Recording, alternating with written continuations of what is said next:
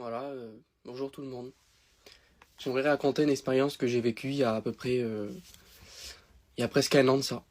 Enfin, il y a un an que j'ai vécu cette chose-là et le Seigneur aujourd'hui m'a répondu. Alors, il y a un an de ça, un an tout pile, c'était le 5 mars, je me suis baptisé. Tout était bien, je suis parti en mission, je suis parti à Gien avant tout ça. Tout se passait bien, j'allais à mes réunions tous les jours à Gien. Et après Gien, on a ouvert une place avec la mission que j'ai suivie. On a ouvert une place. Et je mettais le courant avec les hommes, avec mon père, tout le monde.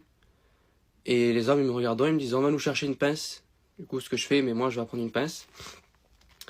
Et quand je vais prendre cette pince, il y a une femme qui m'arrête. C'est l'ancienne, la femme de l'ancienne de mes parents. Il y a une femme qui m'arrête et elle me dit, attends. Je dis, mais je peux pas, j'ai pas le temps, j'ai de les hommes. Attends, elle dit, faut que je te donne quelque chose. Je regarde la femme et je dis, qu'est-ce que tu veux me donner? Puis elle me tend un papier. C'était un encouragement, c'était pas un verset, c'était marqué encouragement en dessous. C'était un petit mot comme ça d'encouragement. Elle a dit, tiens, j'ai tiré ça tout à l'heure. Et Dieu m'a dit que c'était pour toi. Elle me regarde, elle me dit, la femme, elle me dit, est-ce que ça te parle? Et moi, sur le coup, ça me parle pas parce que je vous dis la vérité, tout était bien dans ma vie. Je venais juste de me baptiser, j'avais du zèle pour Dieu. Je peux pas vous expliquer. Tout était bien dans ma vie. Et je regarde cet encouragement. Et je regarde la femme, je dis, oui, ça me parle. Mais en vrai, ça me parlait pas. Dieu me pardonne. Mais je savais dans mon cœur que plus tard, à l'avenir, ça me disait, ça te parlera. Du coup, j'ai dit à la femme, je dis, oui, ça me parle. Du coup, j'ai gardé ce verset-là, je l'ai gardé, mais là, cet encouragement, mais là, au jour d'aujourd'hui, je l'ai perdu, je sais pas où je l'ai mis, mais je l'ai gardé un bon bout de temps. Je l'ai gardé vraiment longtemps, je l'ai même pris en photo, de le garder dans mon téléphone. Et le temps passe, et puis à partir de ce moment-là que la femme m'a donné cette chose-là, cet encouragement, il y a eu comme un boom dans ma vie.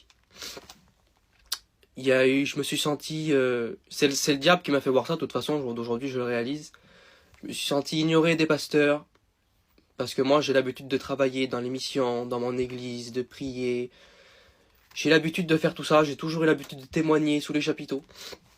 Dans mon église, partout. Partout où je vais, quand je vais faire des réunions avec les anciens, j'ai l'habitude de témoigner, de chanter. Toute ma vie, j'ai fait ça. Et là, je me suis senti ignoré. J'ai dit, Seigneur, j'ai dit, là, il y a un truc qui se passe. Je sais pas ce que c'est, mais le diable est en train d'essayer de m'avoir. Et au même moment où je vivais ça, je me suis senti ignoré de Dieu.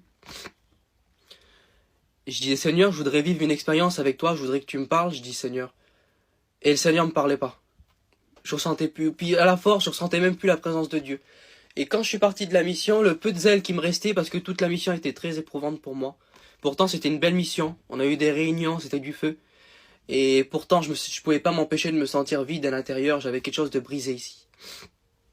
Et je comprenais pas. Je dis, Seigneur, il y a pas longtemps, je suis baptisé. J'ai passé ma mission. La mission, c'était un rêve. On avait des réunions, c'était du feu. Et je dis, Seigneur, et je suis parti, pour vous expliquer, je suis parti un peu avant que la mission se finisse. Du coup, j'étais un peu dégoûté dans mon cœur, parce que j'ai dit, Seigneur, tous les jeunes sont là. Je dis, moi, je rentre chez moi, parce qu'on avait des affaires à faire chez nous. Je dis, Seigneur, moi, là, je rentre chez moi, puis je me retrouve tout seul, pas de réunion, parce que l'église était fermée, les missions étaient encore en train de tourner, les anciens étaient pas rentrés chez nous encore. Je dis, Seigneur, comment je vais faire? Pas de réunion aux alentours, j'ai resté 1 mois et demi sans réunion. Le peu de zèle que j'avais pour Dieu, j'ai tout perdu à ce moment-là. Et 1 mois et demi que j'ai passé pour moi, c'était l'enfer sur terre. Je vous le dis avec mes mots. J'ai cru que au bout d'un moment, j'ai dit Seigneur, je sais même pas si je suis sauvé. J'ai dit Seigneur, si tu reviens tout de suite, est-ce que je suis sauvé? Tellement je ressentais plus la présence de Dieu, tellement j'étais pas bien dans ma vie. J'étais vraiment pas bien, plus de zèle. Et puis le pasteur est venu, il a rouvert la salle chez nous, les réunions se sont refaites, on a rouvert la salle. Et puis c'est moi qui nettoyais la salle à chaque fois. C'était moi qui nettoyais la salle. J'étais le seul jeune chrétien, le seul jeune garçon chrétien chez moi. Il n'y avait pas de jeunes chez nous dans la salle à l'époque.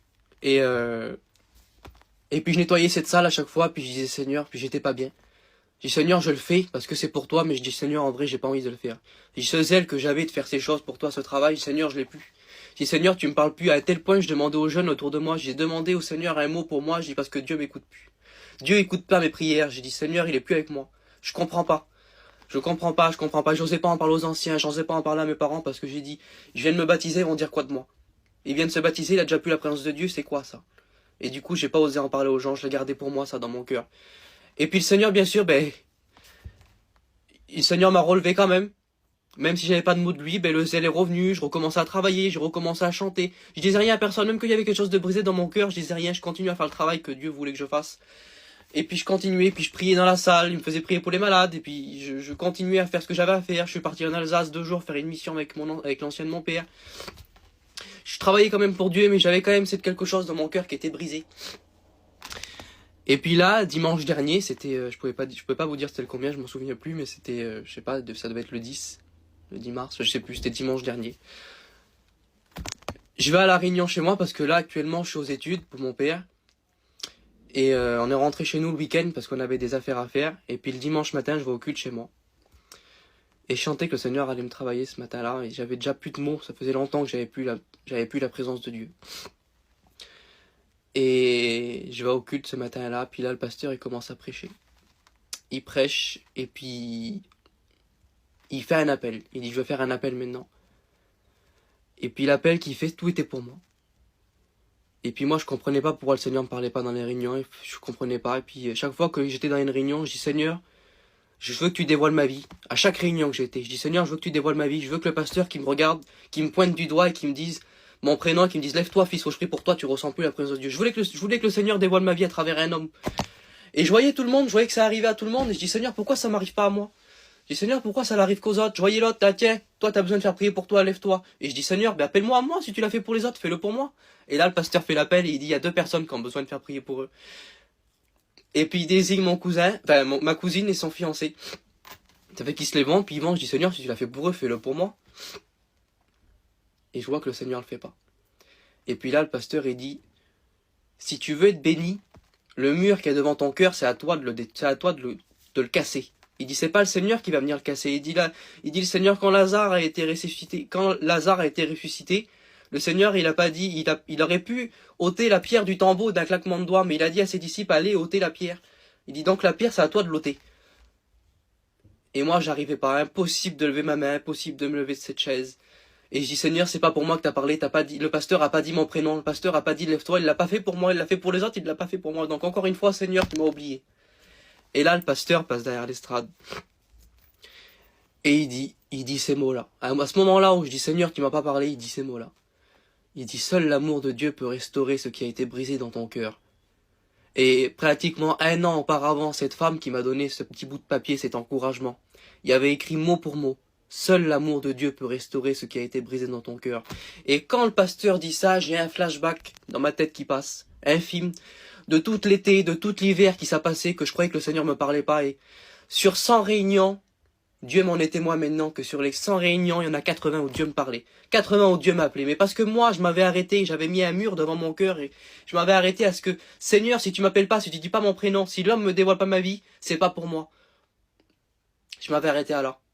Et des fois, on se laisse avoir par l'ennemi, des fois nous-mêmes, on se met des écailles devant nos yeux, on se met un mur devant notre cœur, alors que le Seigneur nous parle, il est juste à côté de nous. Puis tout ce temps-là, si je m'écoute, je pleure.